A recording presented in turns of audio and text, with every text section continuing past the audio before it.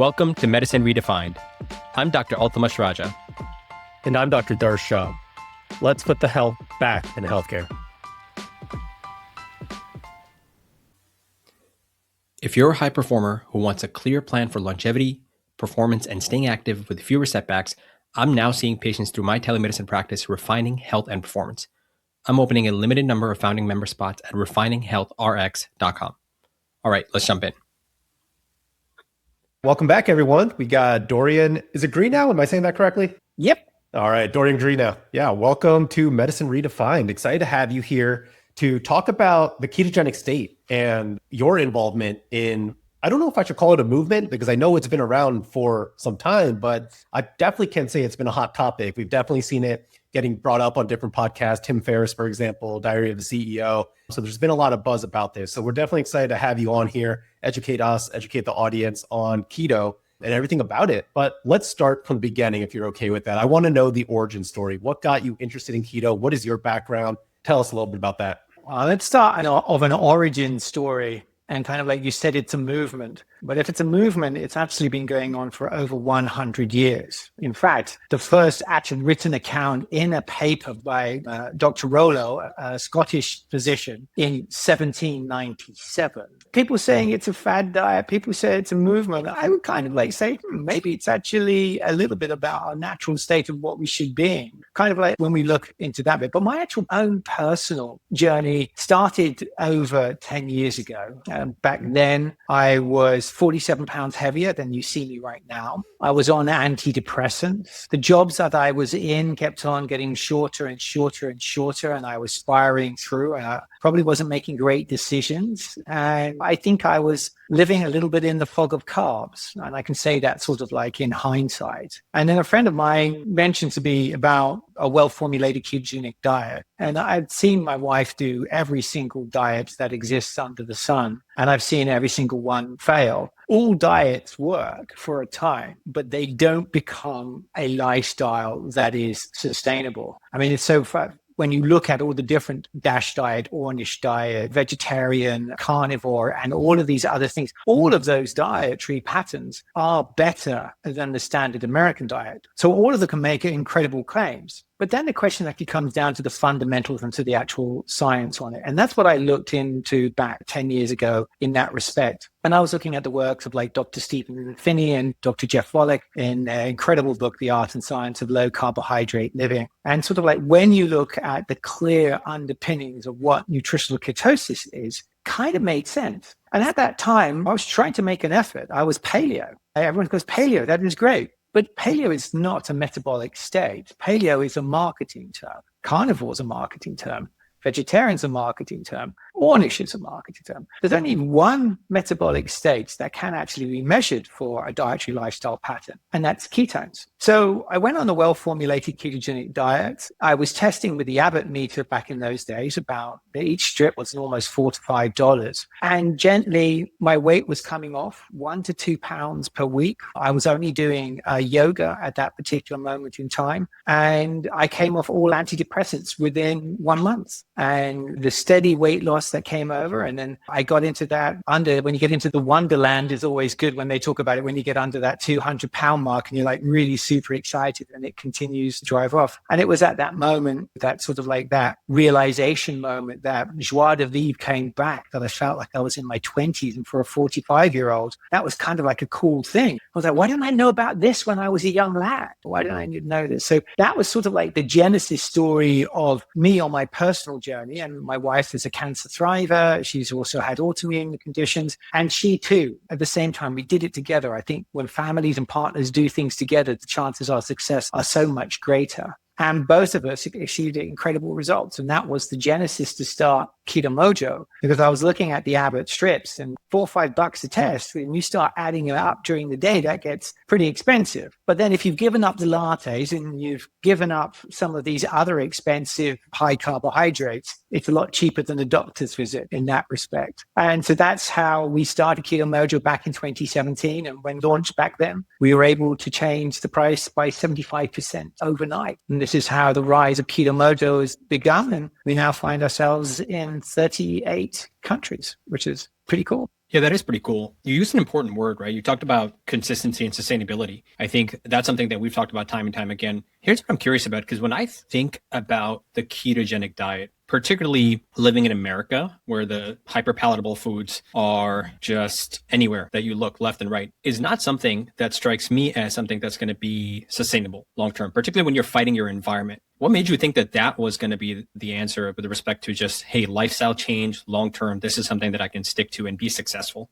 I would definitely say for the first month to 2 months, and even maybe even to the third, that 8 to 12 week period, your body's going to go through a transformation. But the mindset that we have is sort of like a slightly different one. It's that if you look at food addiction, that's real. If you look at tobacco addiction, that's real. Now, we know one cigarette's not going to kill us, but the cumulative effects could have a considerable amount. We look at the cumulative effects of carbohydrates, and we can see that on a population scale: diabetes, hypertension, cardiovascular risk, and all of those things. But what happens on a physiological basis is you get this satiety. You don't get these hunger pangs that you think you can get. And I see a lot of marketing in keto foods because they think people are going to want to snack. They think that people are going to need this crutch. And maybe to begin with, we can look at some of these keto bars and keto things in that respect. It's sort of like methadone for the heroin addict. But after a while, when you kind of like realize that good quality food and satiety come on into play, and that it is actually a very elegant and enriching and delicious lifestyle pattern. So if I said to you that, we're going to start the meal today with a wonderful ceviche, and then we're going to probably move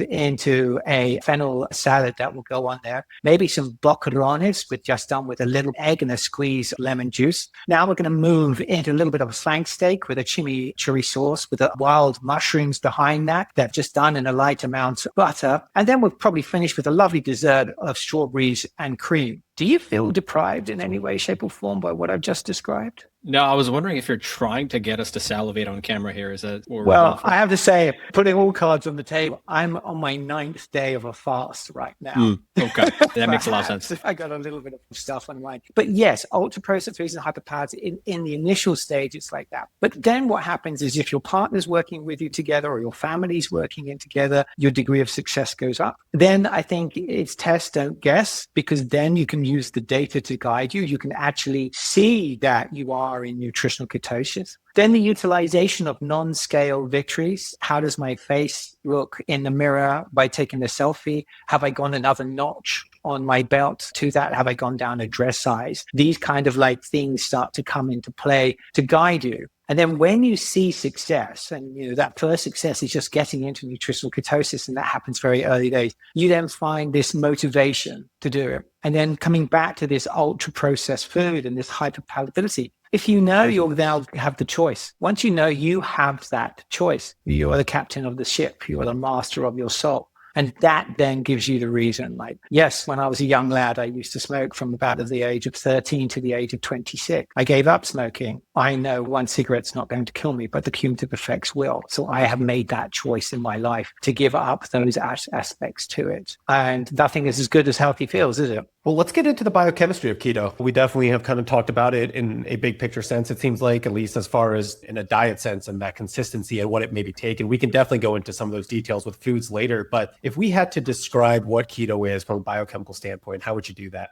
Keto lives on a spectrum. I think that's very important. And so quite often when you talk to a doctor, their version of what they think keto is different to perhaps what you will see with somebody who's a low carb coach. And then what we're going to see for somebody who's doing keto for cancer or keto for metabolic psychiatry, they're going to be very, very different. But if we are going to look at the base foundations, nutritional ketosis, as put forward by Dr. Wallach, starts at 0.5 millimole and above. So by measuring your blood, the beta hydroxybutyrate that is within the blood, and if you look at there are actually several different types of ketones. You've got beta hydroxybutyrate, you've got acetoacetate, and you have acetone. The BHB is extremely stable in the blood, represents about 70% of the energy that's within the body. The acetoacetate is about 28% of the energy that's within the body and is easily shunted into beta hydroxybutyrate. Acetoacetate is quite unstable and moves around in the Krebs cycle. And then you have that rough 2%, which is acetone. Some people look at acetone, which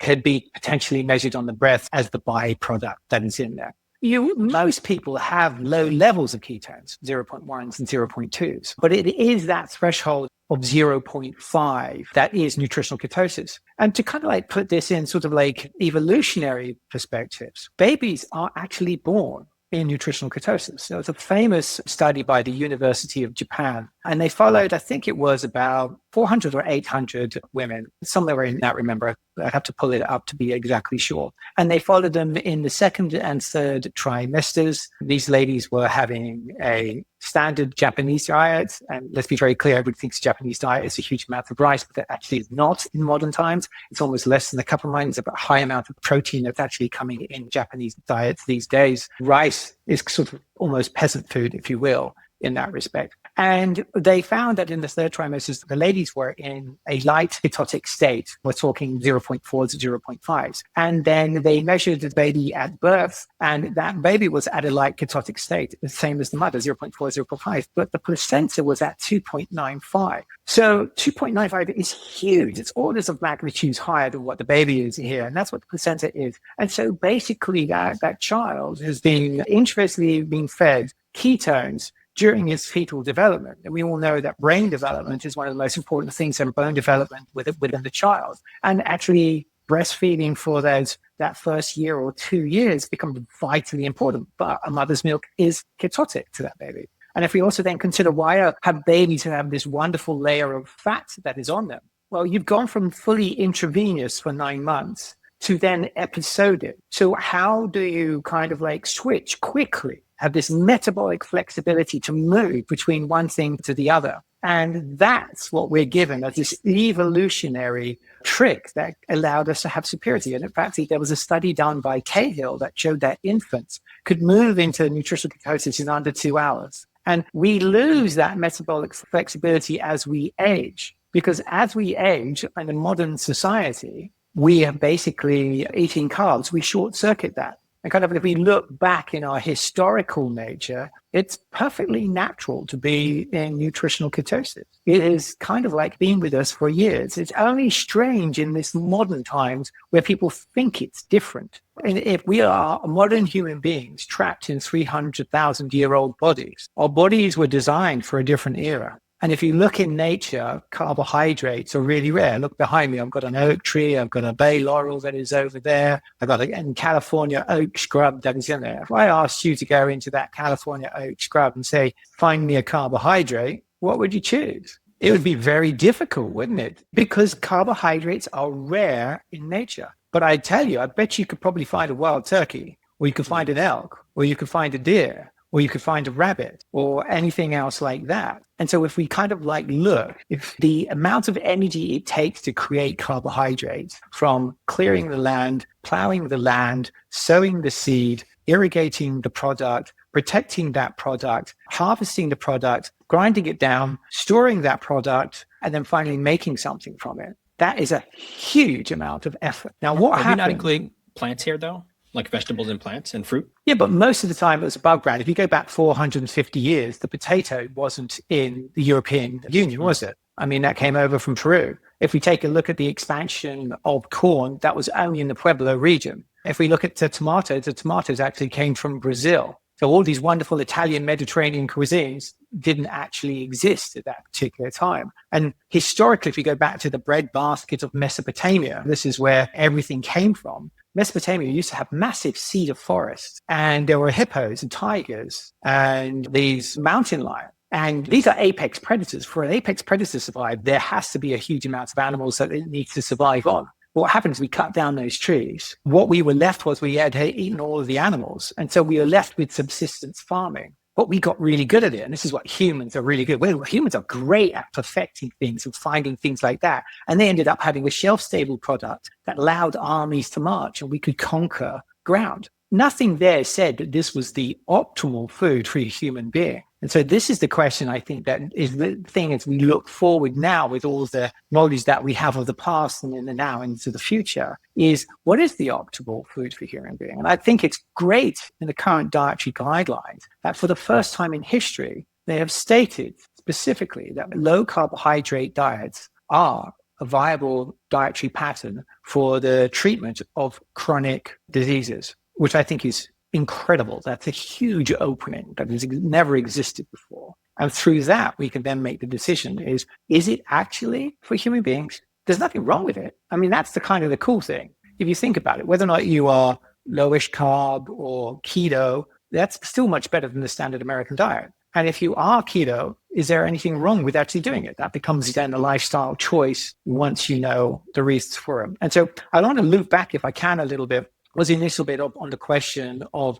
what nutritional ketosis is. And so that's from 0.5 to about 1.5. That's where most people who are just low carb keto people, that's where they would sit, perhaps for type 2 diabetes reversal or just because they want to. Therapeutic starts sort of like at 1.5 above. And then we've got real targeted use for maybe a cancer treatment or perhaps metabolic psychiatry, or where it existed for the last 30 years was in drug-resistant epilepsy. And once you try to get these ketones in these higher thresholds, these 3s, these 4s, this is where it becomes really, really hard. It's not easy to do that kind of keto. The amount of fat that needs to be pushed on in is significant, or the amount of caloric restriction that needs to come on is significant. And this is where the preconception that ketogenic diets are difficult is the myth that was born out of that. Yes, that is hard. And I do agree that that needs doctor supervision or an expert's help that is in there. But general low carbohydrate, like that wonderful meal that I do, that's a pretty easy thing too. Is there any benefit in going higher on that spectrum? I mean, obviously trying to avoid ketoacidosis, but besides maybe taking longer to go back out of ketosis, is there any other benefit? Right. For most people, I would say don't go chasing ketones, chase results. I think that's the important thing. And then also when trying to answer that question, it's important to ask, what is the person's why? Why is that person doing it? If it's weight loss, general health, perhaps type 2 diabetes reversal, higher is definitely not better. Just being in nutritional ketosis is certainly that is good. Emerging evidence that we're seeing in cancer treatments, especially coming out of from Professor Seyfried at Boston College and Dr. Thomas Jurai, then ketones really start to matter and glucose starts to matter. And Professor Seyfried was the first one that put forth in his studies and work, their research that he'd done of the GKI, which is the glucose ketone index. That's your measurement of glucose in millimoles divided by your measurement in ketones in millimoles, and that gives you your GKI. So what we see is that ketones are not only just a fuel, they are also a signaling molecule. They can upregulate your epigenetics. There's there's a massive reduction in inflammation. Now, are ketones doing that? Could be. We'll look at some other studies, but is it the absence of carbohydrates that is now reducing that down piece that comes on in? And because you no longer have this hyperinsulinemia. So certainly in cancer treatments, we've seen these higher ketones actually matter. Then in emerging evidence that we have in metabolic psychiatry for bipolar, this was done by Dr. Ian Campbell at the University of Edinburgh. He was utilizing the GKI in that particular study. We actually asked him to do it. He'd only asked us for ketones for that first study. And we're still like, well, just put some glucose in there and let's look at the GKI, see if there's something that is in there. You know, glucose strips are not that expensive. And what he found that there was a correlation that those that had a lower GKI, which means higher ketones and stable blood glucose, were the ones that had got into full remission within that particular study. That was only 19 people as a feasibility study. They're moving on to do this in 300 people. They've got funding from the Bazuki Foundation, which is absolutely fantastic to see this. And I think there's going to be an explosion in metabolic psychiatry. So all of your listeners out there, I think this is the area to look at right now. Never before in the history of psychiatry has so much money gone in to study the mechanistic method, and on that, over $45 million is what's in their foundation. And they're funding 12 to 14 different trials. Over 1,000 lives are going to be covered on it. And they're looking not only at the application and use, but also the mechanistic method that is behind it. And I think this is where we will see it. And you have to be really careful a little bit when we talk about keto. I mean, I end up sometimes feeling I'm like some sort of snake oil salesman. It'll do this. Oh, it does that. And you're like, you kind of like have to kind of like pare it back and say, okay, what is the good evidence?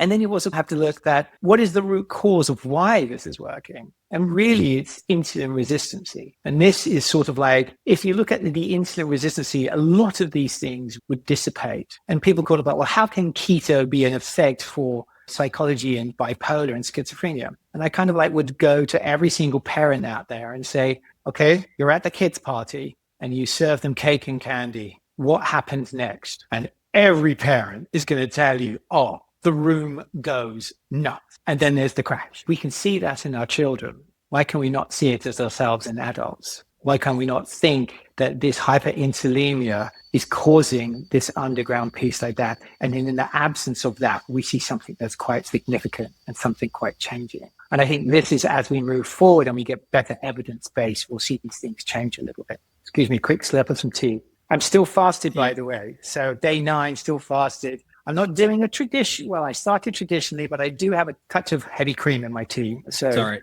on that one, high caloric restriction. And for the keto police that is out there, that's right. I'm 10 years in, I do my own thing a little. We'll wait for people in the comments to see if this actually violates your fast or not. Okay, well, and we'll let you know.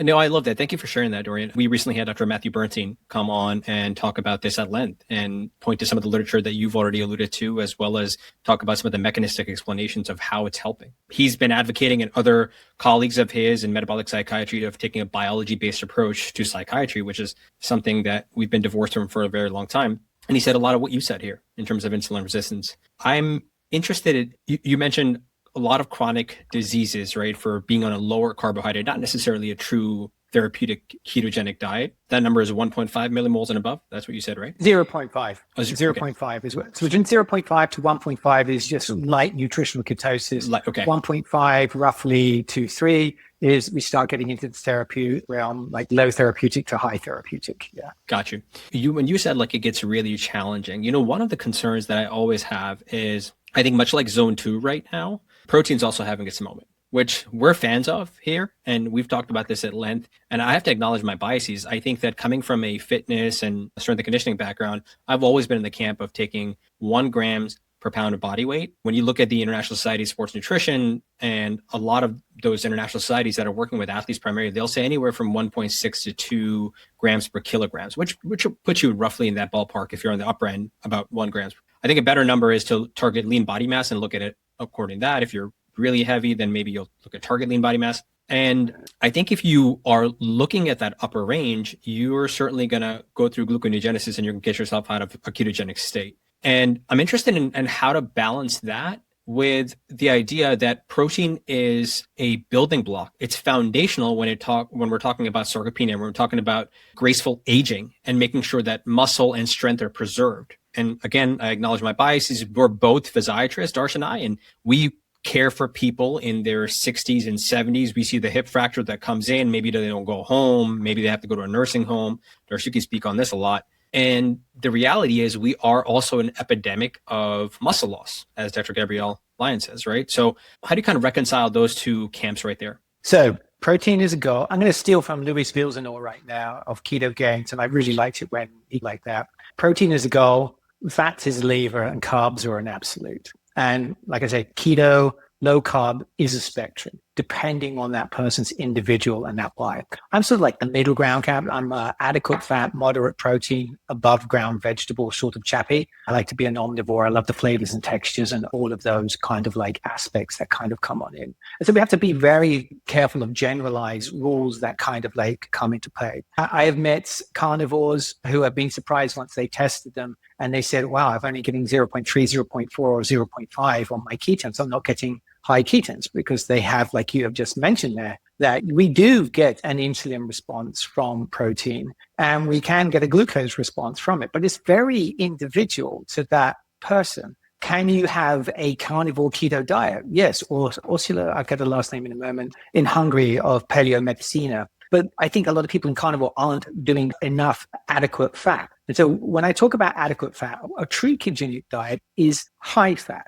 But if your body has a lot of fat on it, pushing too much fat is actually a detriment. So when I say adequate fat, is that enough fats to give you that satiety when it's bound with protein as well. So you've got that ghrelin, that feeling of satiety, and still being able to metabolize your bodily fat for energy. I'm not saying calories in, calories out, but I'm also saying that, a little bit of deficit helps there until you get to that maintenance. Then the amount of fat you have in maintenance is going to be very different to the fat that you have when you're first starting. That's if you're in the phase and the weight loss. And so when it comes to protein and the consumption level, myself, obviously I have a testing company. I would say, what is the data telling you here? Are you getting the ketone levels that you want for what you are trying to achieve? If it's somebody that's like me, I'm over 55 now. I'm trying to maintain as my health wealth as much as I possibly can. So for me, it's just, am I in nutritional ketosis? That's great. I'm in an extended fast right now. That's my January reset. There's no alcohol that's coming on in at this particular moment in time.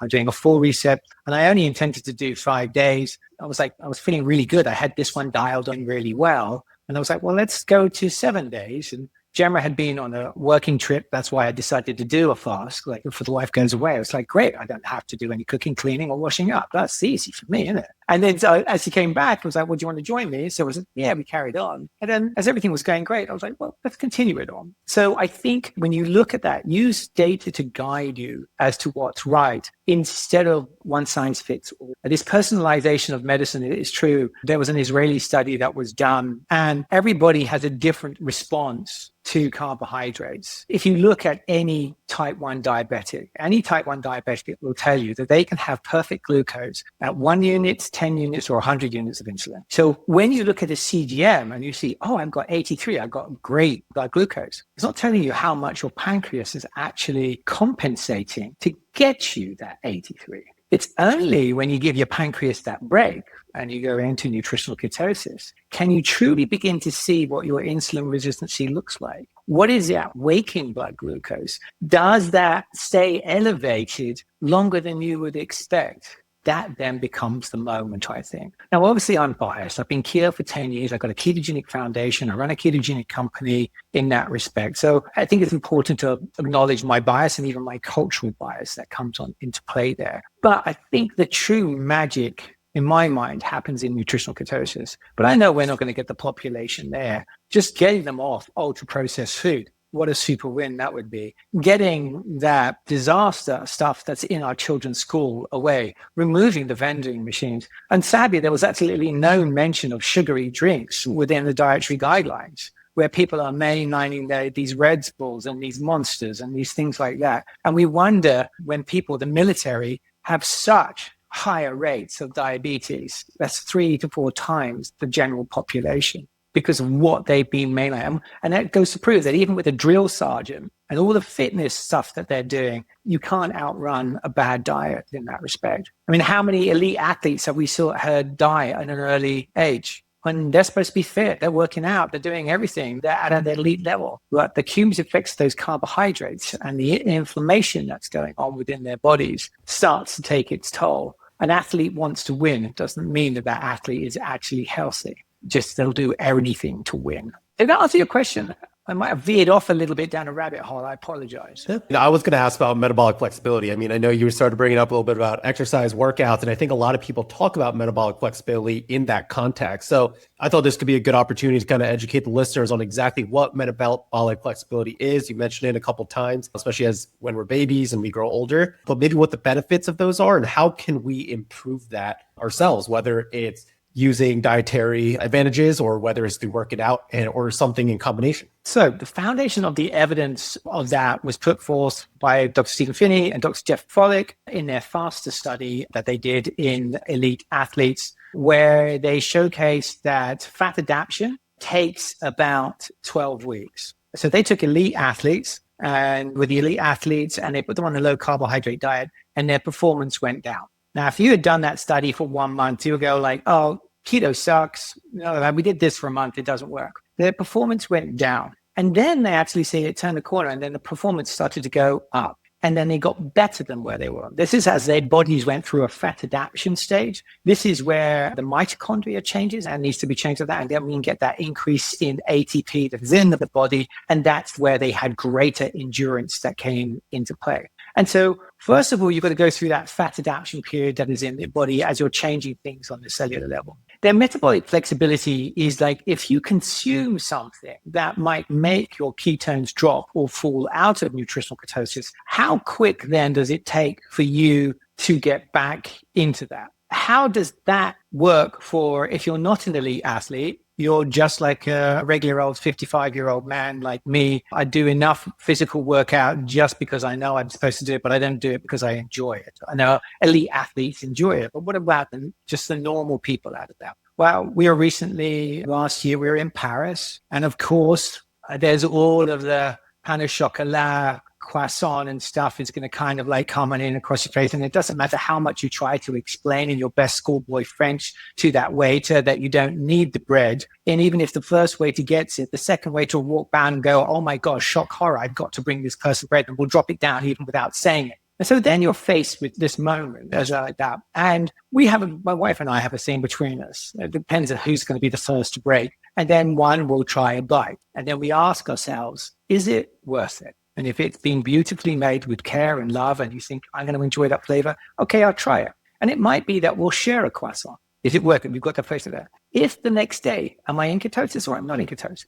Invariably, I'm so metabolically flexible. That half a croissant, that little piece of potato that's in the beef bourguignon, it's not going to do anything to me because I have a higher carbohydrate tolerance. I'm metabolically flexible in that respect. And if I do see that I've dropped on out, perhaps I had a wine from South America that has a lot of residual sugar on it and didn't realize it because there was no truth in labeling. Then I know in the morning, like, you know what? I'm not in ketosis. I prefer the way that ketosis feels. I'm just going to fast a little longer. And then I might have a meal a little bit later. And then within 2-3 hours, back exactly where I would want to be. And personally myself, I wanted to say, when I came off those antidepressants, I target myself in normal nutritional ketosis between 1.1 and 1.7 millimole, because that's where I realized I had that joie de vivre. And that's where my mental health tops everything else in my personal life. I don't want to become the person that I was before. So I target my ketone levels and I make some decisions by pushing my fat a little bit more to hit that level in that respect. So that metabolic flexibility does take time to go there, but then it gives you more freedom to not sweat it, to say, okay, that's in there. You know, we mentioned earlier on when I was talking about boccherones, those sardines. There is a little tapas place that we go to here in Napa, and we'll order one of those, and it comes on one slice of sourdough bread, and we'll cut that in half. And we'll have the boccherones in that, and then with that, it's freshly done, and it's crisp, and it's lovely. I'm still in nutritional ketosis. So the keto police will come on down and start blowing their whistle if they went past my table, go like, that's not keto. And I'm going like, my data says otherwise. My body says otherwise. And so I think that gives you a little bit of freedom about learning your body and learning yourself. Do I need to test every day? I don't. I know I've pretty much eaten every piece of food that's locally that I can have here, and I know what does and does not kick it out. So the need to test diminishes. And so I think this is one of the cool beauties, like to begin to test a lot to begin with. But if the coaches, the doctors, the clinicians, and others have done their job, the need to test diminishes over time, until eventually you don't need us. You've gone on to live a beautiful, healthy life that we did for a millennia beforehand. And we knew how to do intrinsically because that's what we were just eating back in those days. That was the way that was. I'm just curious, where would you be 9 days into a fast? You said 1.1 to 1.7 typically. Where are you today, if you checked it? So this morning I woke up, my blood glucose was at 75 with ketones at 5.9. If I look over these 9 days, my data is I've averaged 83 milligrams per deciliter as my blood glucose, and my mean rate of ketones about 4.9, but that's climbing up because we have to take into the first ramp up as you get into the fast. So normally I'm about 5.9 at the last 3 days, running to about 6.5, 6.6-ish, because your ketones are lowest in the morning and then they rise up during the day and they reach their peak just before your evening meal, and they follow a circadian rhythm and then they drop off overnight. 7.2 is about my highest.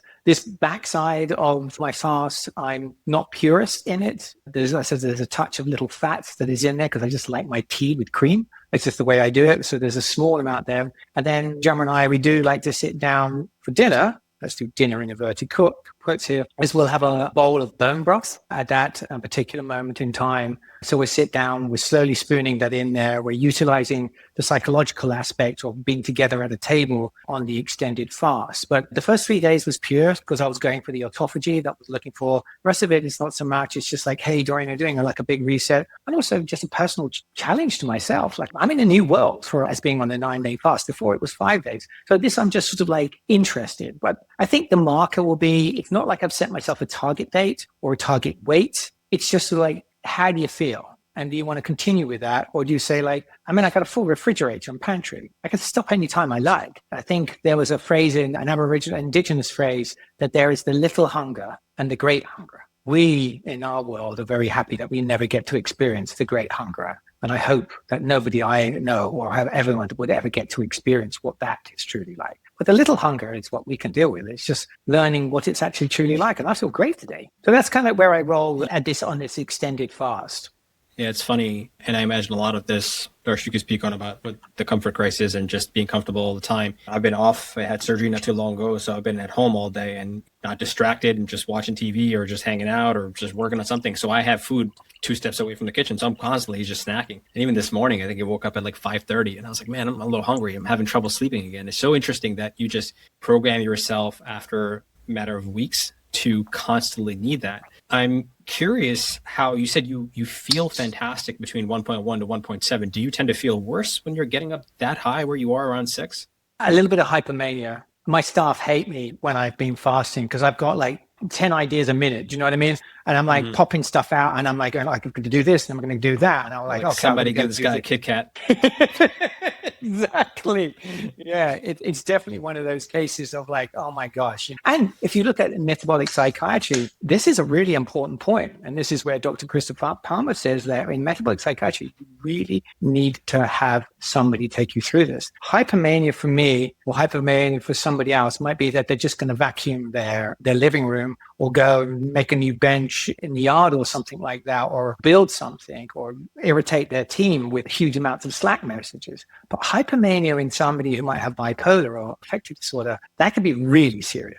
And so this is where, when you look at fasting, or if you take a look at a well-formulated ketogenic diet as it exists on the spectrum, we cannot use one size fits all on these labelings that is coming on in there. And so anybody that's listening who might have those diseases, it's like, definitely do it with somebody who understands how to do it. And, Dr. Christopher Palmer, I remember him saying, it's going to get worse before it gets better. If your brain has been, the brain energy model, if that's being deprived of that energy, and as Dr. Ian Campbell said, it was like the lights switched on for him, like, boom, you're in this illumination, like the grid's going on.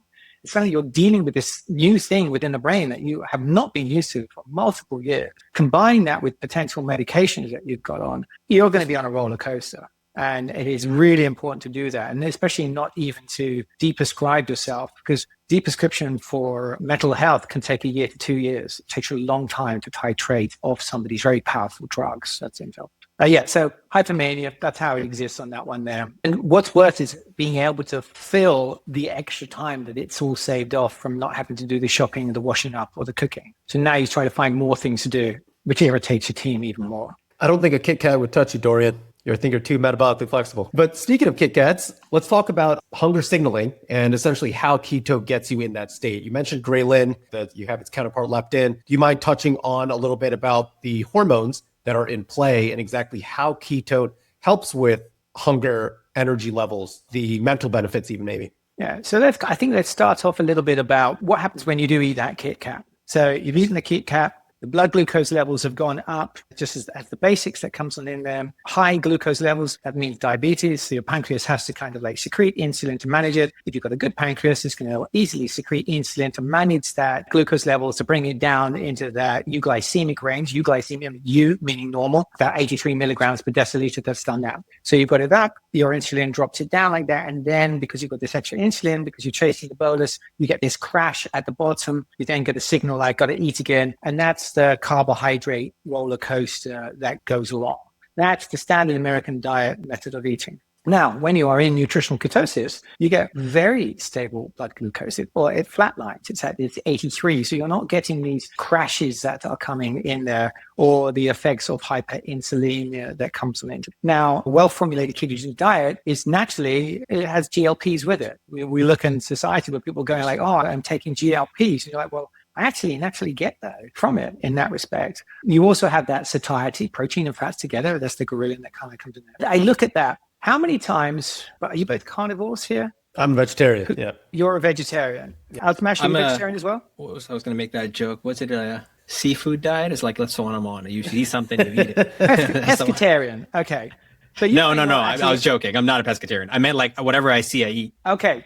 So the reason why I asked that is like, how many times you might have had a steak, especially in America, steaks are always way too big, that you have this steak and you get sort of like halfway through it and you're like, I'm done. And you kind of like you push that sort of like away from the table. You're like, you have that feeling of satiety that you cannot eat anymore, because that's what the feedback that is happening within your body. But do you get that with chocolate cake? No, you can have got, I'm done. And then the chocolate cake could have gone past and you go, I'll just have one bite. And now you're going to pile drive the entire amount of chocolate cake was out whilst you're sending the steak back in the box. You got a separate stomach for that. With the cake stomach, yeah. Right, yeah. But that's kind of like the thing that sort of acts that carbohydrates can hijack the brain and light up that dopamine center that's in there. And I think that's the challenge that you get from those. So mechanistically, you get this feedback loop. The same thing actually happens a little bit with alcohol. If you consider it, you can drink water, and most people drink water to the point that they're like, well, I'm not thirsty anymore. I don't need any more water. But that doesn't quite often happen with some people with alcohol. And for somebody who was in the wine industry for a very long time, and I'm an advocate to having a little glass of wine with a meal and enjoying life and lifestyle, because if it's not a lifestyle, what is it for you? How can you keep up with that? But there are some people who that's not going to work for, and they have to choose what is their style of low carb keto lifestyle that fits with them, that they can manage for years, instead of doing a diet that always fails. And I think it was a lifestyle that got you. It was many years that got you to a position. And it's going to be many years that's going to get you out of the position. And my hope is just that I have a very long life and just have one bad day. That would be pretty good. Can you speak a little bit more about the GLP? How do you get that? Is it activation of your endogenous GLP-1 production, or? Yeah, it's endogenous glucagon that is produced within the body whilst you're in nutritional ketosis. That kind of like happens with that when you're eating a low carb keto meal, so that you've already got that. No, they're just mimicking what's happening in that, so that you don't have that, oh, I want to eat more sort of like thing. You get it naturally and endogenously within that part. And you kind of like look at how through diabetes, a lot of these drugs have come on out, like SGL2 inhibitors. And then SGL2 inhibitor blocks glucose absorption. When doctors are prescribing from utilizing SGL2 inhibitors when doing a well-formulated ketogenic diet, their worry right there is that with that glucose inhibited, they're going to have ketoacidosis, which is very serious. So that's why when you're measuring if you're diabetes, you have to be very, very careful with those. And the same thing is with GLPs. You need an off-ramp from that. Do we want to be injecting ourselves for the rest of its life? Do we want to be taking an oral medication for that? We shouldn't be. It's just like, if it's stopping the glucose from going in there with an SGL2,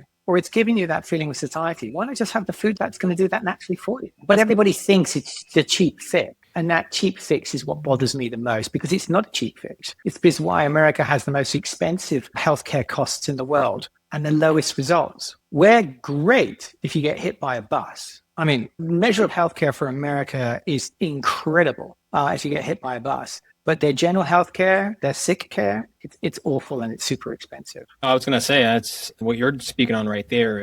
That's because we want to, and in this case, literally have our cake and eat it too, right? As you want to just inject and like, hey, I'm going to be able to consume less, but you're still going to consume poor quality nutrition. That's actually one of the reasons why a lot of people are so vocal about the muscle loss that's coming from this. It's not necessarily directly related to the actual medication. It's a lot of times misuse of medication. It's inappropriate. In my mind, I would say it's an abuse. If a patient is prescribed that medication, specifically the one that we're talking about, and I don't want to go too deep into this rabbit hole here, but they're not doing resistance training and they're not on a good nutritional program, because that's got to be the foundation.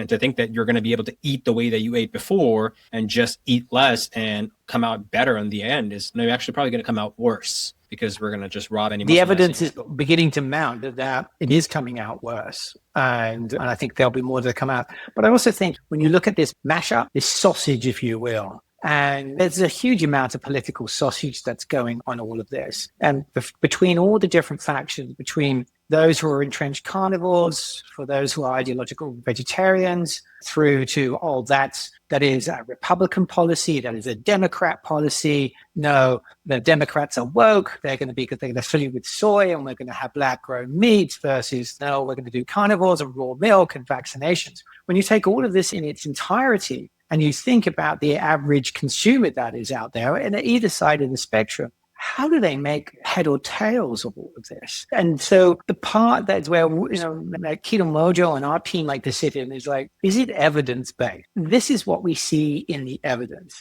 Does that evidence sort of like that? Are we willing to change our mind if evidence comes onto that side? Then yeah. I think that's the best bit. And the more that we talk about evidence and feelings or politic, and then we look at the clinical trial work, and that's why Keto-Mojo is happy to be in over 97 different clinical trials. We're saying, look at these evidence. And if we see these differences happening, one of my most favorite ones was done with Cedars-Sinai Hospital with LJ Amaro and Dr. Jethro Hugh for glioblastoma, a very advanced form of cancer. It's very aggressive. The overall survivability rate is about 14.7 months. And my good friend and chef that I worked with for many years at Pine Ridge Winery, Eric Metzko, he passed away from glioblastoma. But early on, I'd heard anecdotal evidence about ketogenic diets and glioblastoma. And I kind of like went to him and said, hey, Eric. And he went to his oncologist, and I asked his oncologist about that. And he said, oh, it's a diet of last resort. If you've got glioblastoma and you've got 14.7 months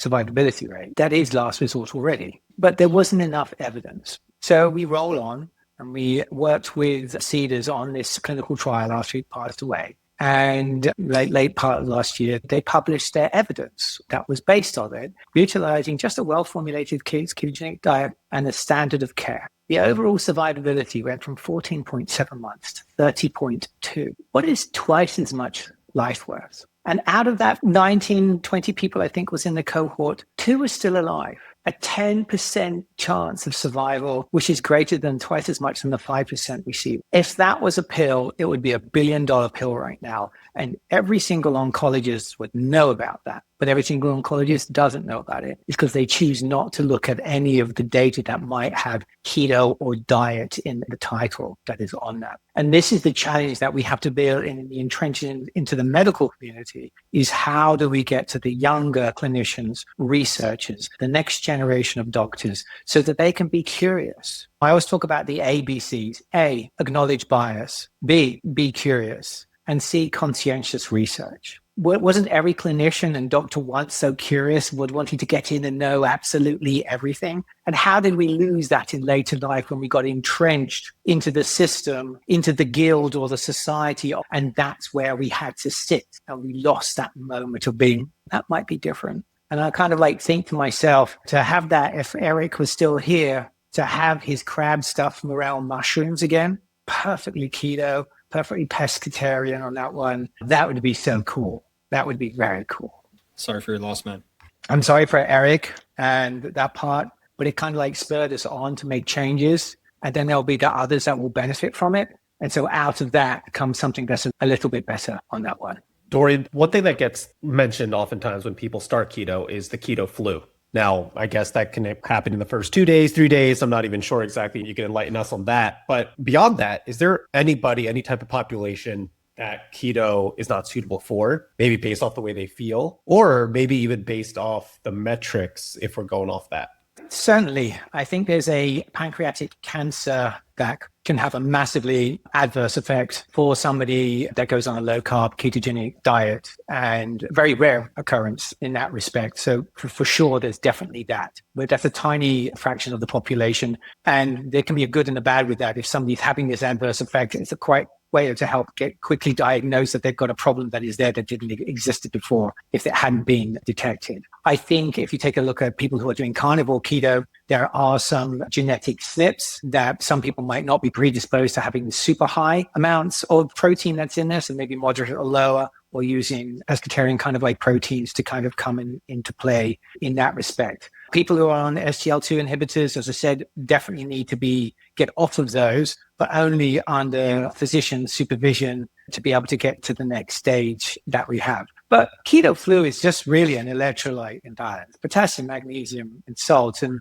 in fact, I think in the early days of Virta, when they were first doing their clinical trial work, Dr. Finney just put a bouillon stock in there and just like have a little bit of bouillon, stick it in there. You got the salt, you got the potassium, you got everything you need. Don't need to kind of like overthink it, but it's really an electrolyte imbalance that as that fat cell is collapsing down, that loss of water weight's coming out from it, electrolytes are being lost, and you just really need to replenish like that. So on the front end, electrolytes are worth a lot. But then I find that once you get into maintenance, the amount of salt that is required, you're generally now resalting your foods a little bit more better than where you were before, because we were all told to fear the salt for what carbohydrates are doing. A lot of carbohydrates have a lot of salt into them anyway, so you were compounding within your meal in that respect. So that kind of like comes in. So keto flu just is really an electrolyte imbalance. That's a real easy fix. I think on general, the amount of population that cannot do it is extremely a small number of the population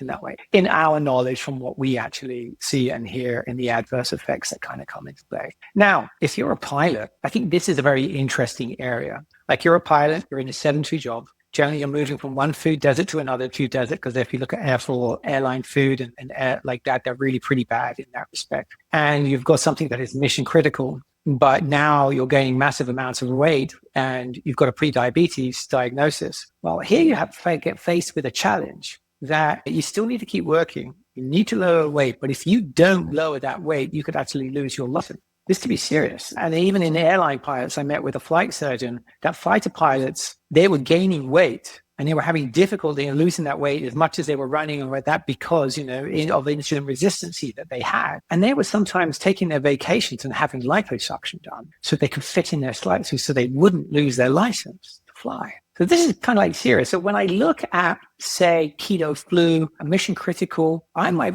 even just say that exogenous ketones could be a crutch to be used at this early stage. And, some people say, well, exogenous ketones is not, but it could be utilized as a crutch. You can make sure you've got that mental clarity, you've got that satiety that you want to go in on like that, and that you don't get into that because most ketones, salts, especially, they're bound with potassium and salt anyway. So you're getting almost everything that you might need so you don't get that keto flu. So I think there's a place for exogenous ketones. And I think as more science comes out on them, it'll move through. But not many people, I don't think. Not that I know. I think they're rare cases. Have you ever utilized exogenous ketones for yourself personally? Oh, yeah. I mean, it's so great. Every exogenous keto company just sends me stuff. Like, what do you think about this? Try that. I get to try all sorts of different ones. Some I'm under NDAs either that we haven't seen or come on out yet. They want to see, well, does our device actually detect them? Because there's different types of beta-hydroxybutyrate between the D and the L. That kind of like goes on in that respect. I still think there's a tussle in the literature between the value of ketone esters and the liver and the challenges that might or might not have versus ketone salts that kind of comes on into play. Again, I think that's going to be another case of where the application and use of an ester versus a salt that could be utilized that is in there. I generally find that you're going to get maybe about a 1 millimole rise with most salts lasting maybe for maybe 2 to 3 hours if you're lucky. And then it kind of like drops off. I think they have their place. But I also, being the frugal English chap with a Scottish mother, that kind of like comes on into play. If you are already in nutritional ketosis and you take one dose of MCT or C8-C10 blend, that might cost you 37 cents. You can get more of a millimole rise endogenously within your body than you can have from a ketone salt in a packet that might cost you $4 or $5. So there is your question, is like, do you use it just as a salt? Do you use it as a crutch? Is there another reason? Is this to be for a parent who might have Alzheimer's or Parkinson's to make their quality of life a little bit better? There's a different use case that kind of like that. So I don't say yay or nay to all of those. We'll say for somebody who has been on a ketogenic diet for 10 years, one thing you will learn that when it comes to alcohol, you're an absolute lightweight. And that energy imbalance that you get in the morning, ketone salts are a wonderful pick-me-up if you have a minor hangover. Not that I'm advocating for anybody in the health world to have minor hangovers in any way, shape, or form, but should you find yourself that you got overserved the night before, that does work a little bit. It could just be the electrolytes. Not medical advice, not health advice here. I'm thinking about the person, though, who perhaps is still consuming large amounts of carbohydrates and they decide to take some exogenous ketones. That sounds like a recipe for disaster, right? I think possibly that is. I think there's sort of like people having carbohydrates and fat together is a recipe for disaster. Having high amounts of saturated fat is not a problem, but when they are in combination together, as we see more ubiquity on cost of exogenous ketones coming into the market, there could be those kind of pieces. Now, will an athlete strategically use those two tools? Yes, they will. And we know they will. We know that elite cyclists purposely, if you look at the bottles that they're utilizing, they're color-coded. The color codes are changed every single day. But if they've got a hill climb coming up, they might pound the glucose because they know they're going to work across their metabolic threshold because they want to get up that hill and they're going to need to have that glucose in, and they know what their ingestion time is because they've got telemetry data that's coming off their CGMs and CKMs on the early date, just like a Formula One car has got all of that data. So they know exactly when they're going to hit that before the hill climb comes on in. They're going to crest the hill and they're going to pound back the ketone salts or esters on the downhill slope because they want to put the endurance in that.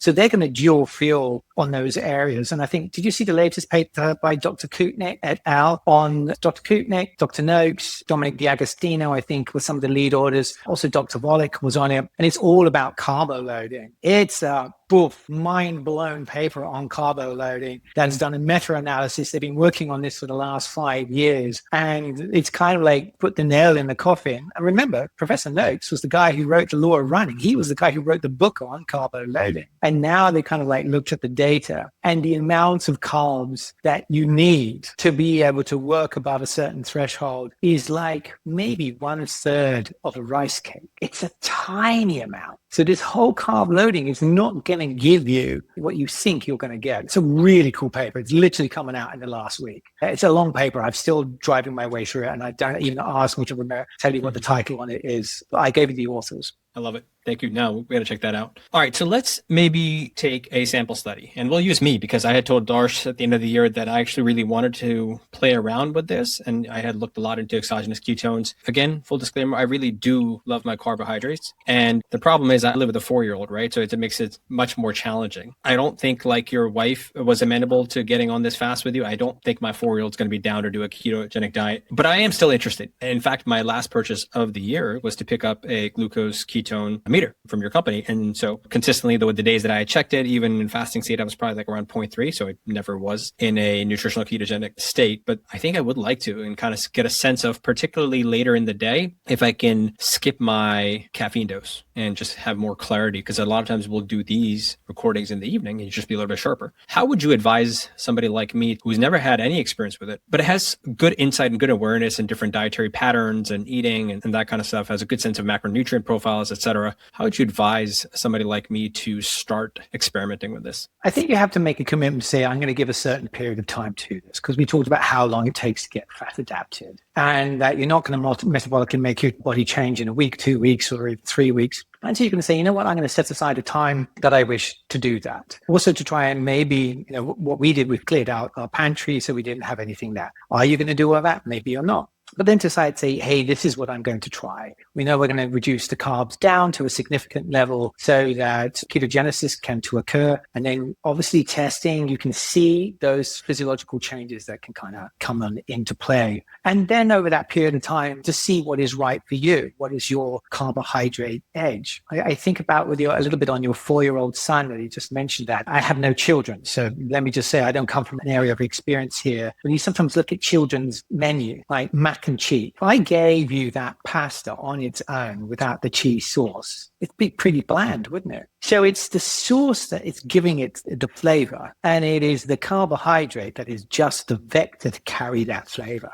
So if you could change that piece within that diet to something else that can carry that flavor, then you're still going to feel like, hey, I've got something that is pretty cool here. I could use a cheese fondue, for instance. Well, instead of having the bread, I have a bit of sausage. Or if you're not having that, how about a bit of broccoli or cauliflower or something like that can come on in to carry that flavor that comes on through the thing. And so one of the things that you start to learn is like, what do these swap out? Like, you think about what you might have during the week. I think, what is the carb load there and what would I adjust or change? Like, I miss the crunch of cereal in the morning. So what do I have more? And I don't do breakfast per se. I do it more like a brunchy, lunchy time. And I'll have a high Greek yogurt, as high fats as I possibly can, with a sprinkling of dried pecans in there. There's my crunch, maybe a tiny, small amount of berries. That might be blueberries or raspberries or something like that I'm going to have. So this is taken away from the cereal that I have on that respect. What am I going to do for maybe a snack in the afternoon? Classic cheese roll-up works really good with a little bit of pastrami or a little bit of brisket or something like that if I'm looking for a protein. That is, and I'm trying to think, Darsh, of a vegetarian alternative. You might do that as a zucchini roll-up that you could do of a similar kind of way, or just use the lettuce and not have the meat. Maybe have a little bit of tofu that is in there onto it with a Bragg's amino. I think that might even kind of like work for our vegetarians that is out there.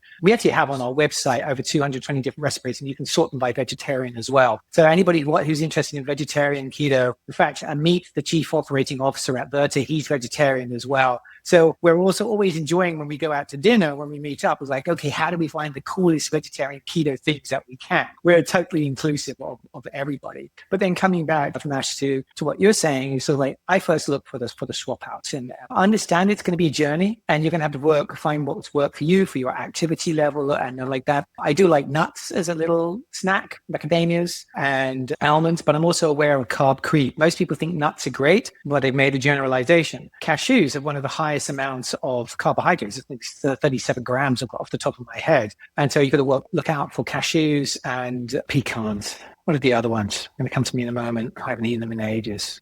Turkish people love them, as well as Persian people. What are they called? They come in a hard shell that you break open like that. Pistachio? Oh, Pistachios, thank you. That was the one I was like, I had to do the shell. Like, pistachios. I love pistachios, but then I finally realized you can get carb creep. And then the worst thing of carb creep comes in when you start trying to make keto desserts with a lot of almond flour and those kind of like things. And that people don't realize that here you're beginning more processing. I loved it on the new dietary guidelines. It was eat real food. And I've been a jerk for many years, just eat real food. If it's got like more than 4 ingredients, then hey, we're going into the realm of weird in that respect. So kind of like keep it as clean as you possibly can. And then if you've removed a lot of things out of there and you've kind of like got into your groove a little bit, you can sort of find out what you can bring back in and say like, I'm trying to work out what your carbohydrate edge might be. Then you've personalized the food for yourself in that respect. I'm also big for maybe the first month, maybe not, even if you can do even less, is tracking your macros.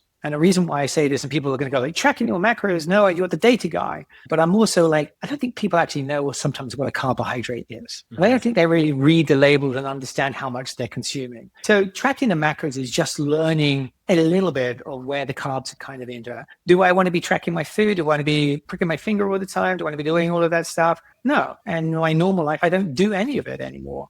But when you're first learning, you kind of like want to understand the basics that kind of like come on into play. The challenge will be when you go outside. The challenge will be when you're at that supermarket or at that pharmacy and there's going to be candy at eye level with your kid up for the 4-year-old trying to like, hey, I want to have this, Dad. Can I have that? Or going out to Super Bowl parties or things like that. But then you kind of like learn to, what am I going to see at the Super Bowl party? There's going to be guac and chips. Yeah, great. Well, the chip is a disposable spoon. People look at me, they must think I'm disgusting. So as I'm having all of this guacamole and have a chip like that, and then I put the chip down on the plate till I've got, I think I've had 13 spoons of that. And then I'm looking surreptitiously for a trash can in which to put all of those chips in. So you kind of like learn to find the easy swap outs at any party and realize that it's very easy to find protein in America. You just got to separate the carbohydrates, put the garbage in the garbage where it should belong. I love that. Can I ask a quick follow-up here, Altamash, because I think it might relate to both of us here. Dorian, so it seems like off the cuff, you're a kind of guy who goes based off feel, right? I mean, especially with nutritional ketosis, and you talked about that early on. Altamash and Altamash, I think this is us at least, I know I am, but we're like heavy data people, right? Like metrics matter when it comes to my workouts, making sure I hit a certain number of reps with a certain number of weight, using an 8 sleep, using HRV, things like that. And I think a lot of high performers tend to gravitate towards hitting certain numbers. How do you navigate between trying to chase a certain number on the Keto-Mojo, for example, versus truly just going based off how you feel and not letting that number fatigue overwhelm you? So feel is me, but that's part of the spectrum. And remember, I use data to guide me. And from that data, I've learned exactly what works for me. If you go to our MyMojo Health website, we fully interlink with Apple Health Kit, Samsung Health Kit, Aura, Withings, you name it. If you want to get any data bit, you can go down through the entire rabbit hole, HRV. I actually connect into the D-Minder app so I can track my vitamin D, especially I'm an Anglo-Saxon with a Franklin skin type of 2. You hear some of the carnivores will go out there, oh, I don't burn at all when I go into the sunlight. Oh, yeah, you're a dark, swarthy type. Look at me when I go out there, I'm going to turn into a lobster in short order in under 15 minutes. So, but what I do is I use my D-Minder app that it knows where I am in the world. It knows what the UV index is in there. It knows what my skin type is like. I tell it what the sky is like, whether or not it's dapple clouds or whatever. And then it gives me a dose meter. It tells me exactly how much time I should be in the sun. And I can also tell it what clothing I'm wearing so that it's figured it out. So I can get my vitamin D at the right perfect dose. Dose is so important. Too much of anything can be a detractor. And so, yeah, if you want to track all of the HRV and all of that, I've got my Aura ring on, sleep score and all of that, we can do that. But I've been doing this for 10 years. And so I'm in a different world to the person that started. And I think sometimes people can get data overload and they need to be able to make sense of the data streams. You guys, your biohackers, you want to get into it, kind of like want to know all the little rabbit holes that you can go down to as you look to see what is kind of like right for you. And so we have the challenge in our MyMojo Health platform is how do we look at the broad spectrum, provide for those who really want to get as full data nerdy as they can. And then for those who kind of like just want the helping hand to guide them along the way. And how do you layer that piece out without getting analysis paralysis that goes on within it? It's not an easy thing to do. And we're still working on it and defining it. I mean, my coding team is about 14 people right now, that we're constantly evolving it to try and get the most perfect metabolic health platform that can exist in the world. I think we're in 8 or 10 languages as it stands right now to make change in that respect. But yeah, for me, I'm certainly more data if you want to use it. But I also kind of like think eventually you find your pathway. You learn your body, you learn your way. And we are creatures of habit when we go out. And I'm not trying to be the ultra human that is out there. I'm a bit of a middle path. Let me find the easy way, chap. Do you know what I mean? I know I have to do just enough work to get to the right point, but there's a little bit of lazy in me. Even though I want to come to the company and we're in 38, there's a lazy part of me that just says, is that enough? Am I going to get the 90% here? Okay, that's good. I know I'm never going to be the elite athlete. One of the things I learned from yoga, I was doing Ashtanga yoga for many years. And then it suddenly dawns upon you that you're always going to be beaten by an 8-year-old girl. She's going to be far more flexible. She's going to be far more graceful. And once you kind of like get over yourself and let that shit go, it becomes a lot easier. And so I sort of like take that sort of like mantra, if I will go through it, is like good enough in that respect. Maybe I'm not as A-type as some people. Yeah. Just coming back, because I really am going to do this. I'm not sure exactly when I'm going to start this, but this is my 2026 project for sure. Earlier, you had talked about just adding a little extra salt that you're not getting. Any other electrolytes one should be looking into supplementing wise? I mean, I'm not going to recommend any company. I don't have shares in their company, but I do like Keto Chow's electrolyte drops. It's sodium, magnesium, potassium, minerals from the Great Lakes. It's really simple. I can do like 10 drops, and I put 10 drops in my tea when I'm fasting as well. If I plonk on in there, I can have a little travel size that goes on in there. So it's very compact. It's easy. I've tried some of the stuff like Salty, Elementi, and there's other brands that, as we see, as everybody's jumping on the salt bandwagon. The challenge that I have with a lot of those is they have stevia or they have some other sweetener. And when you've been 10 years keto, your palate has changed. I embrace the acidic. I embrace the bitter a little bit more. And sugar or anything with a form of sweetener is really quite powerful now. I'm so surprised when I taste even a strawberry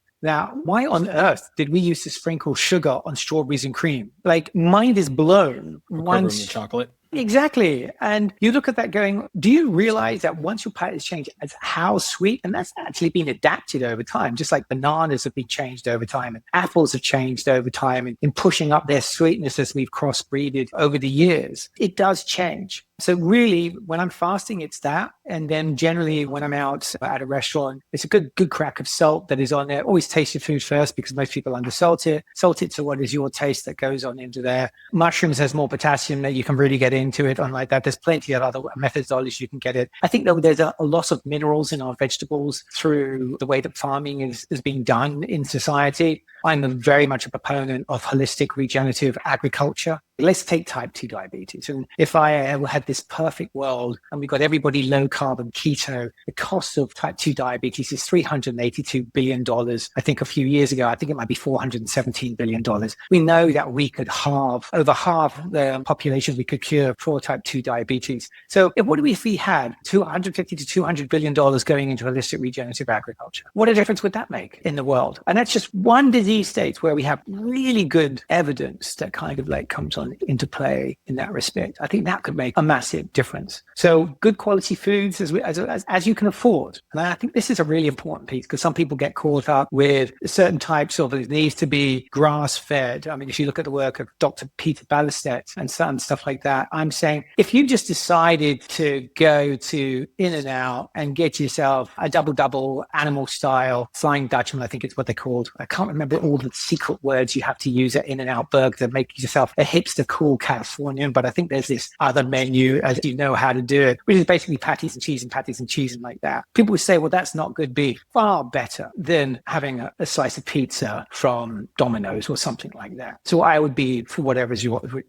pocketbook in that respect. I think that's really important that we consider. And Professor Noakes of the Noakes Foundation, they actually did a study in South Africa because they do realize that there is this economic gap. And Banting, as it's known in South Africa, they actually got a group and showed how you could do it extremely cheaply and extremely easy and can do it on a community basis at low cost. This assumption that it's an elitist thing, I think actually needs to kind of like change. You can always find a way that is through it. What I really like that they did with Banting, they were doing it therapeutically for type 2 diabetes, is they got a community involvement. So they got a group, a pod, if you will, of people who are trying to reverse their diabetes that was within their family unit. And they got them all together and everybody would do a batch cooking of a particular dish that they had trained everybody from. And then they would all come together and do a dish swap so that they had everything. So you had variety to do it. So the parents had time to do less time on the cooking, easier that was done of it. And they built friendship and community through the same way of doing it. I think there's a different approach that we need to come. But if we can reverse diabetes and use some of those funds and we can change the farm bill, and this is a really important piece, we're subsidizing corn, soy, and wheat and cheap carbohydrates, which have flooded our society because of that. And we've created this massive healthcare cost paradigm. Like if we can switch there, we can have cheap, easy, good quality, nutrient-dense food for the children and the next generation. We can change the educational process that is needed to be done for the next generation. We can have a healthier next generation, which lowers our costs of care that we would need. And it would make an absolute paradigm change for America and for society. And it doesn't matter what your politic is, what side of the aisle that. Don't we want a healthier, younger generation that lives longer? And so that person can live longer, contribute to society, and give back to their society in a better way. Isn't that what we're here for? Yeah, absolutely. Fair enough. All makes sense to me. And honestly, I think you kind of answered our last question here, which we'll still ask you at the very end. But let's land this plane at least with talk about our last topic, and that is Keto-Mojo itself. Tell us a little bit about the company. Tell us a little bit about how the test strips work, when people first get it, how should they be using it, how frequently should they be testing? As I said, originally the genesis of it was ketone testing was very expensive back in 2015. And so our goal was how do we lower the cost to make it affordable? In fact, the first business plan was a test 3 times a day for less than the cost of a latte. So if you think about that, you're going to give up your latte, if you will, and leave it at $3. And so, currently we're about 80 cents for a ketone strip. A simple little meter like this. this, you will, I think I've got a test strip right here lurking on my desk. Take a simple little test strip like that. You will place it in the meter like so. It beeps at you on that one that's there. Let's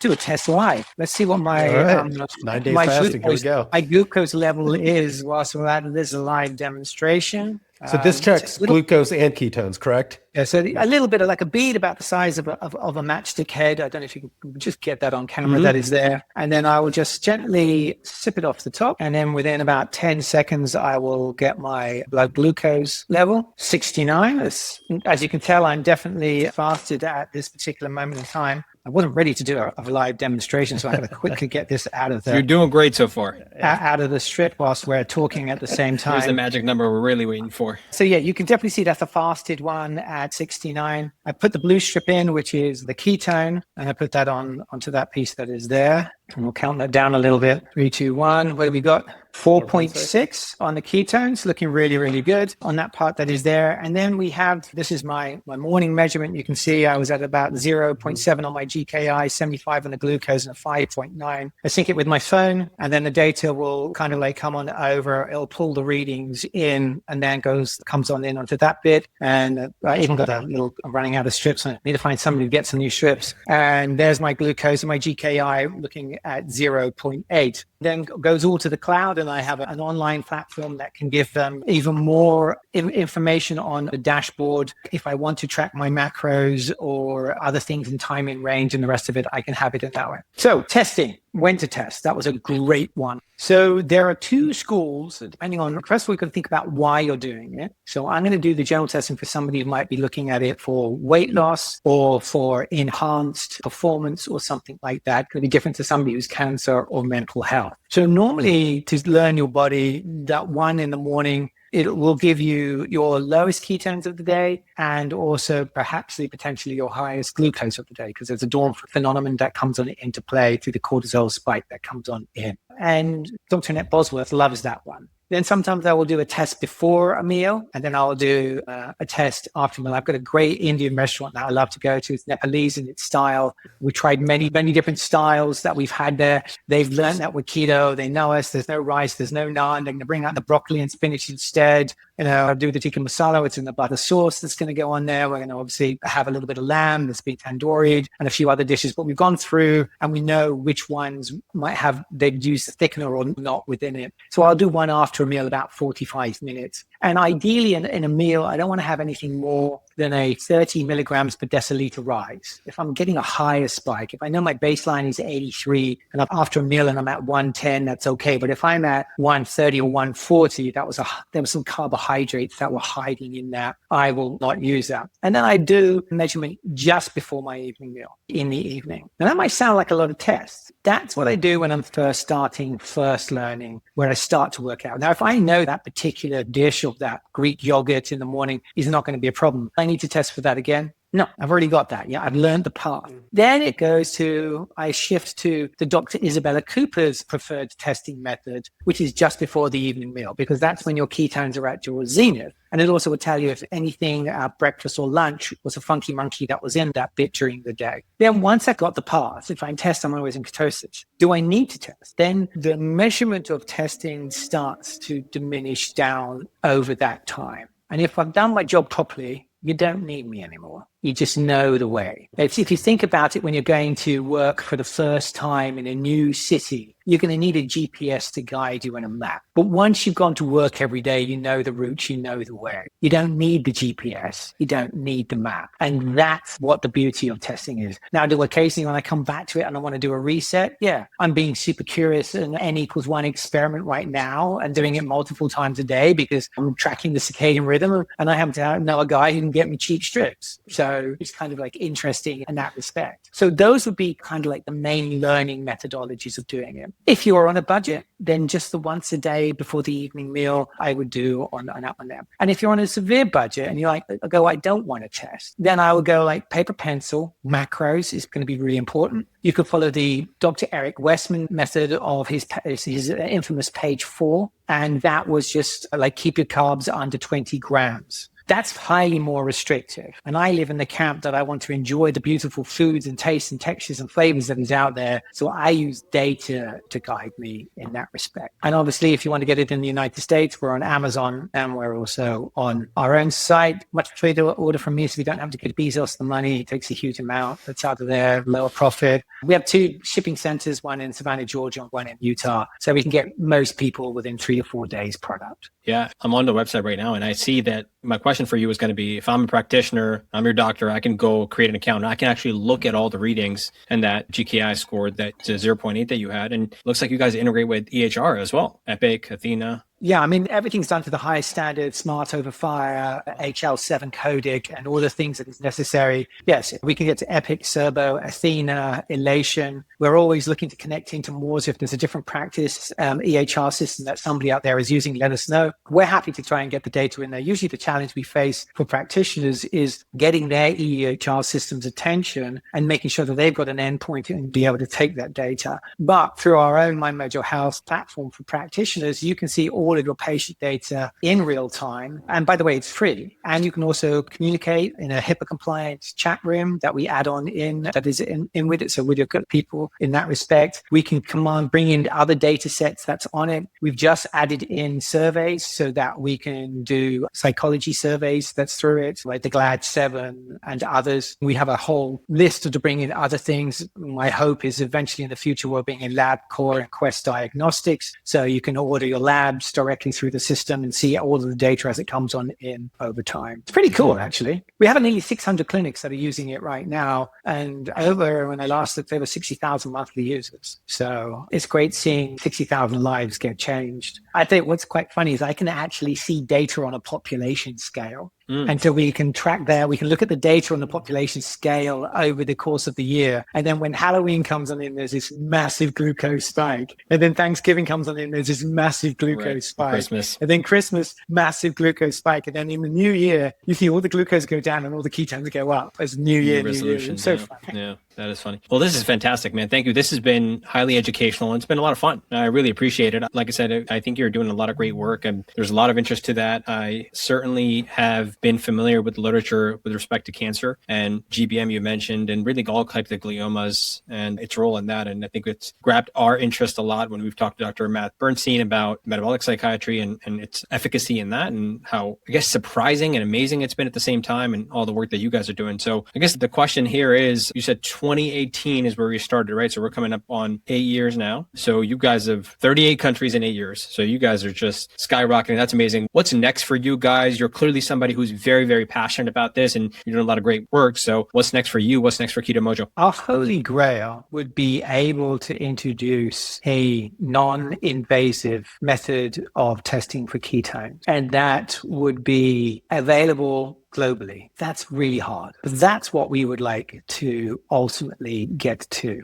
And I think that if you can change dietary patterns on a global scale, you can fundamentally affect the farming paradigm that exists within the world. And that for every kilogram of protein that is produced, you can sequester through holistic regenerative agriculture 3.5 kilogram of carbon. And so it's not the cow, it's the how. I think that if we could bring that about, we could have a market forcing function for the benefit of the good of not only the humans that live on this earth, but for the animals and for the environment in itself. And I think that's where I would like us to be able to go. But we do this under the lens of Gemma and I choose not to have any outside VC capital in any way, shape or form. Because when you get these outside VC capital, they just want 65 points of margin and an exit strategy under 5. And sometimes we can do things that are based upon the good rather than the profit. And that to us is far more important. And that what Gemma and I would like you to be able to continue to be able to help the Ketogenic Foundation, which is a 501c3 nonprofit, to be able to do that. So as we look to the future of the next 5-10 years, I think those are the goals that we would like to achieve. Amazing. Dorian, I'm super glad I ran into you at Hack Your Health and you educated me there and you're educating us now. So thank you a lot. Also, I feel like I'm at a Michelin restaurant. I mean, your description of food is impeccable. So thanks for taking us through an 11-course tasting menu as well. Let's go ahead into this last question. If you could answer it in one sentence, let's say, because I know you did answer it a lot. How do we put the health back into healthcare? How do we put the health back into the healthcare? I think it has to be about outcomes and not about pharmacological and payment based upon the thing that you actually do or give. Currently, the American system is sick care, not healthcare. I would remove all pharmacological ads that exist on that one so that the conversation comes to ethics and to marketing and have it as evidence based that is like there, and let clear evidence that kind of comes on in there. But right now, compensation in America is based for sick care. It's not for outcomes. And I think that's really an important piece. I think that would make a fundamental shift in it. Doctors and physicians are not compensated to make sure that their patients are healthy. And this is why I'm very happy to say, like, my goal in life is to put myself out of a job. That's what it should be in life. Yeah. We should show people the right way. But yeah, and I think let's get rid of the sick care and get into the true health care that will come on in. And it's changing. And I don't want to be a reason why we see it's changing. And I think Swiss Re, the world's largest reinsurance company, Dr. John Skin, who's the chief medical officer there, they've already clearly shown that metabolic health is really important because of one reason for Swiss Re. And this is an insurance company. They insure all the other insurance free, and they've been going for 150 years. Completely conservative. You couldn't get more of a conservative company than them. But they're realizing that Americans are dying earlier. And you know what? They want them to live as long as possible, pay as premiums as long as possible, so they can pay out less. There, at the highest end, is a market forcing function. And now they're trying to educate other insurance companies. And so we need these policy changes to kind of like come on into play, that the policy is about outcomes. And, you know, if we look at the greatest of changes that have come in health, have always come from policy. Like the lowering of the rates of cancer because of smoking was policy. The lowering of the cholera rates was because we decided to have policy and we were going to build sewers into our systems. The lowering of smallpox and we're going to do a vaccination campaign was because of policy. And so I think we have to do a layered effect to come on into the society. But you don't have to wait till the policy comes along. Anybody can make the decision any day at any moment. Like Altamash, you said you think you're going to do it. You can make that difference. You can make that change tomorrow and say, I'm going to do it. I'm going to give it a go. Just give it a go. Yeah. I will give it a go. I'll report back to you. I love it. Awesome. Thanks, Dorian. Appreciate your time. Thank you so much. Most welcome. Thank you. Thanks for listening to another episode of Medicine Redefined. If you enjoyed this episode, please be sure to check out some of the additional resources in the show notes. Please also check out our social media platforms where you can find more content like this. You can follow us on Instagram, Twitter, and TikTok at Med. We also want to thank our team for the production of this podcast, specifically Ethan Ju on video, Harita Yepuri on social media, Zainab Lugmani on research, and Sarah Khan for newsletter. Oh, and if you want to get similar bite-sized information delivered to your inbox every Sunday, please be sure to sign up for our newsletter. Also, if you enjoy the show, please be sure to subscribe, review, and share with anyone who you think will gain value from this as well. Now, time for the ever so important disclaimer. This podcast is intended for general public use and is for educational purposes only. It does not constitute the practice of medicine, nor should be construed as medical advice. No physician-patient relationship is formed, and anything discussed in this podcast does not represent the views of our employers. We recommend that you seek the guidance of your personal physician regarding any specific health-related issues.